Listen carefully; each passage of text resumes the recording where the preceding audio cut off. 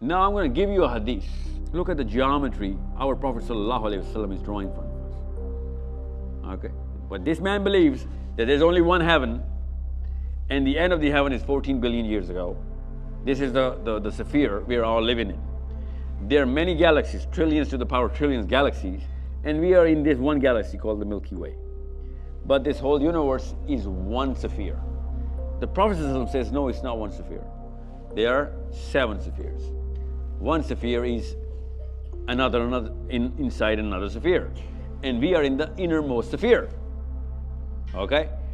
And the Sahabas asked, Ya Rasulullah, how does it look like? And the Prophet ﷺ said, once you go through a sphere, you'll find out that it's a ring. It is as small as a ring within a desert. This is the wording of the Prophet ﷺ. Ring inside a desert.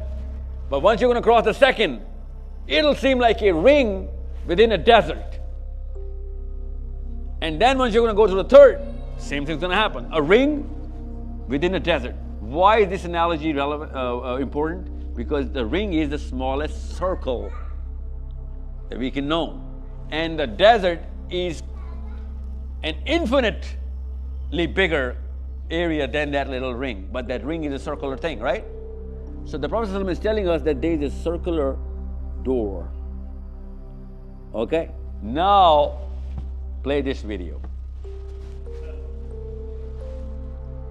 When I was a grad student at Berkeley, black holes were considered science fiction. It was considered like finding a unicorn. Now we've got it in the bag. We've actually photographed the silhouette, the shadow of a black hole. But that's just the beginning. You see, this black hole is spinning rapidly. And if you look at Einstein's equations and have a spinning black hole, they don't collapse to a dot. They collapse to a ring. A ring of neutrons, such that centrifugal force prevents it from collapsing. If you were to fall through the North Pole of the ring, you wind up mathematically on a parallel universe. And if you go a second time, you wind up on another parallel universe. And you keep on going through the ring. It's like going through an apartment building, hitting the elevator, each floor being another universe. So, you tell me, instead of going into all of that, we went into petty little politics. Domestically disturbed Muslim girls and Muslim boys. Suffering from inferiority complex by listening to these kind of people thinking they're smarter than us, which of course they are now. No doubt about this. Because we threw it away, they picked it up. If only this guy knew that this same analogy and the same centripetal force is described by our Prophet ﷺ by telling us about the doorways to the next heaven. Brains like these would have decoded the motion of the black hole right away. Stephen Hawking from your city did that. That's why whatever comes out of the black hole is called Hawking energy, Hawking radiation. You need to understand why I'm trying to tell you to open this book. Yatlu alayhim ayat is not a luxury. It's a necessity. It's the job. The question is that no doubt Allah's power is also infinite. Then why did Allah specifically choose 7 as the number of universes to create? 7 is a very, very important number. The shorter answer is, have you not thought about how come everything is revolving around a single center? Have you thought about that, Hassan? Yes. So Allah, whenever He makes anything, it has a signature. There's always going to be a single center, and everything will be revolving around that single center. From the trees to any atoms to anything, to the big galaxies out there. Okay.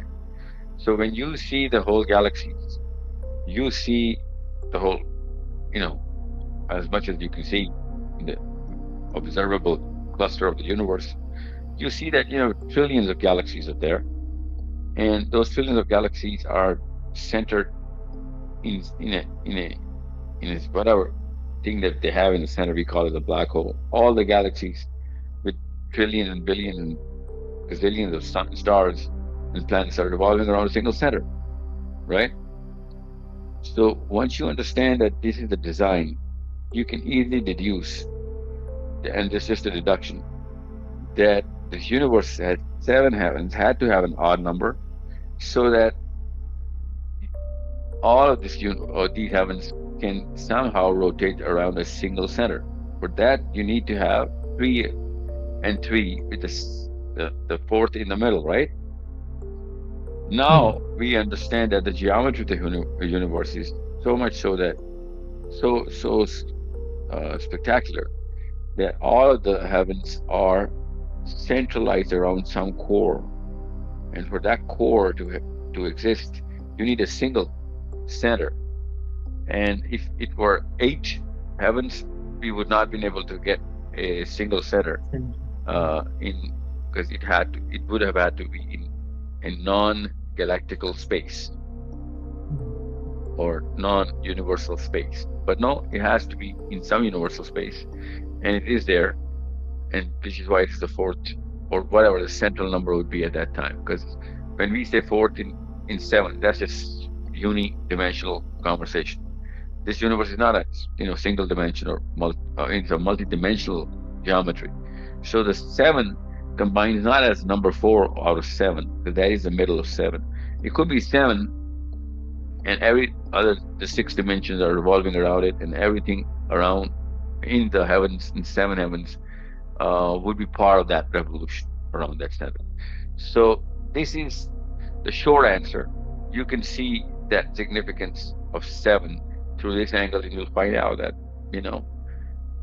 I'm just thinking too small because I'm a part of a planet where I am probably the smallest thing in that planet. I'm 16 millionth of a part of this planet. Okay, so 1 by 16 million. That's who I am in this planet. Okay, to the power of something. Not 16 million. 16 million to the power of something, right? So I'm that small. I mean, I can only deduce whatever my little brain can. When I'm going to see the whole universe, I can only run the numbers through a very abstract, angle. So Allah is telling you, don't have to be that abstract. I'm going to give you some direction. There's 7, okay, and everyone has certain planets, certain suns, stars. So you can see that if you can study enough from your own observable universe, you can see that the whole geometry will be visible to you. So now there are more galaxies that you can see, which they plot on the graphs, which are red dotted galaxies, which means that they have a black hole. And you can see that picture, you'll find out that 99.999% of all galaxies are centered with a black hole. Okay, so we understand that there's a single center phenomena, the signature. This is how the make is. We can see go to or inside our own self, we can see the same phenomena, single center. Okay, and everything revolving around it. So the whole universe in these 7 heavens had to have an odd number where there's a single center, and all of these universes revolving around a single center. Hence 7. Hence the number 7. Hence you can see all of whatever is happening in Islam is numbered around an odd number. Okay. So Sure. my question is that Allah mentions that when Qiyamah happens, the first samawat will be folded up. So that means the rest of the 6 heavens will remain intact. Wallahu alam. Yeah, Surah Anbiya, ayat 104. Yeah. So that means that whatever we do, we cannot escape to the second skies, because if we do that, then we would escape Qiyamah. Well, there are different interpretations of that ayah, and it is given a cover by a hadith that everything will be destroyed by Allah. Now, there's a cover from a hadith. So there's different ways of interpreting that. But yeah, given your hypothesis, yeah, if we go to a different heaven, we won't see this whole phenomena coming about, technically speaking. Yeah, that would be job 1, wouldn't it? Yeah. Yeah, I know. Save all humanity, like literally. Uh, Sir, I've actually got some question. Do you know about Hawking radiation? Yes, sir, I do. Sir, I wanted to present it. I'm a university student, so I wanted to present it to a physics professor that uh, if we treat black holes as a tier in space and time, and maybe it's the way to access multi uh, the multiple universes. Maybe that radiation that's coming out from there is from that those universes. So could you help me in that? Like I want to make a presentation over that. But I'm not. I do not have the complete information of how Islam interprets that whole thing. How does Islam represent the Hawking radiation? People who do not know, please explain to them what all. Let me tell you what Hawking radiation would mean through this lens. Around the disk of the black hole, see, there is so much gravity that everything goes in, but they are still microparticles coming out. Yeah. And they're not just coming out from around the black hole. Actually, they're coming out from within the black hole as well. Yes. Those particles, even though there's so much gravity that even light cannot come out, but these particles are coming out. Those particles are called the Hawking radiation. So you tell me if something is coming out as micro as whatever it is. Now, and I'm not going to give you my idea about this because I don't want you to, start thinking on my. I mean, you need to keep your original whatever your thesis is. When I was reading, and when I read, I mean, I have to read this a lot because of whatever thing that I'm working on. You tend to think that science is contradicting its own philosophy here in so many ways. Yeah. So either it's got half of this right or all of it wrong. I mean, they don't have That's all why of it's it called right a because, paradox. They cannot figure it out. yeah, no, I know. I mean, that's why the word paradox. I know, but okay, let me tell you something. The fastest thing in the universe is what? Light. No, it's not. Right? We now know it's not. Yeah, it's The not. fastest thing was supposed to be, the speed at which the universe is expanding, right? Yeah. Yeah, that's way faster than light. But now we know that quantum after knowing quantum entanglement, we know that light is too slow for this sort of phenomena to happen, right?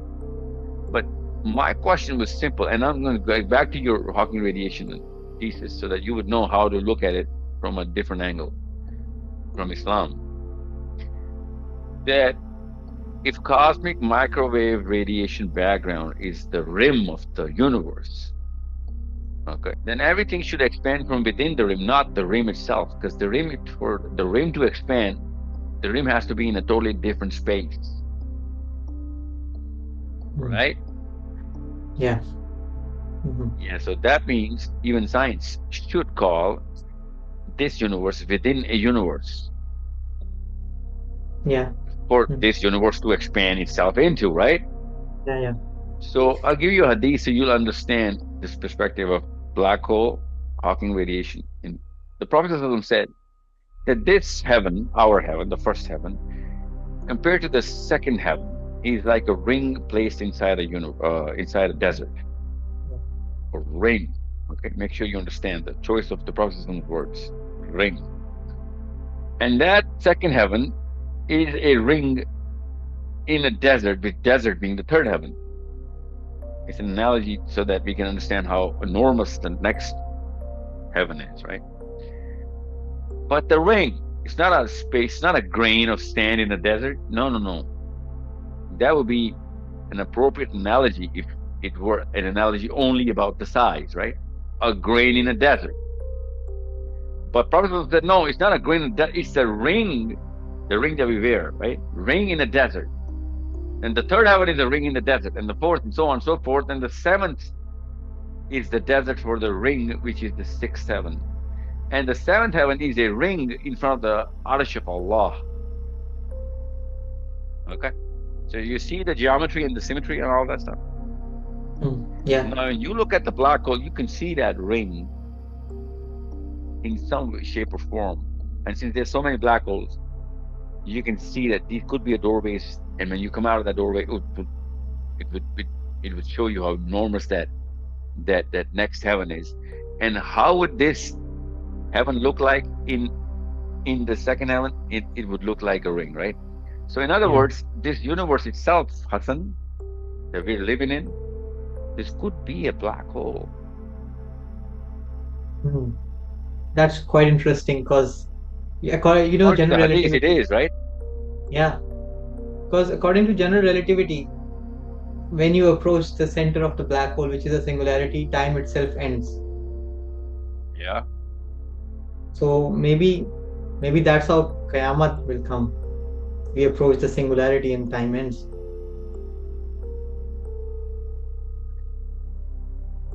Yeah, it could be, but I meant within the black hole, not after you pass through it. Hmm. So, Allah in the Quran says, يَوْمَ تَبَدَّلُ الْأَرْضَ غَيْرُ الْأَرْضِ. That day I will change this whole terrestrial definition and give an totally different type of planetary definitions to whatever terrestrial plane is going to happen.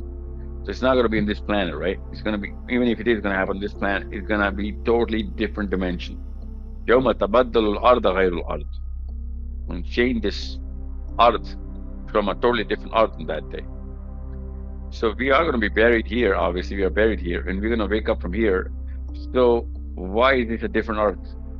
Well, it's going to be in a totally different matrix, different dimension, different rules, different laws. Okay. Yeah. So it could mean that, I mean, I could go on for days in this one.